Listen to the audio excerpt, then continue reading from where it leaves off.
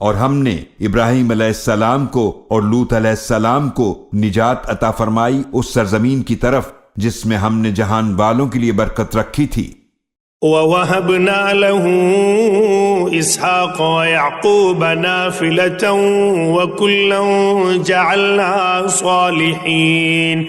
اور ہم نے ابراہیم علیہ السلام کو عطا فرمائے اسحاق علیہ السلام، اور اسحاق علیہ السلام پر زائد یعقوب علیہ السلام بھی، اور ہم نے ان سب کو نیکوکار بنایا۔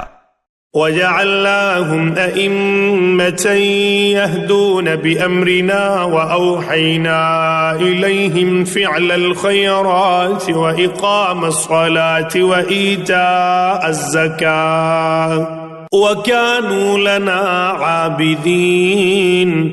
اور ہم نے انہیں امام بنایا، وہ ہمارے حکم سے ہدایت فرماتے تھے، اور ہم نے ان کی طرف وحی فرمائی نیک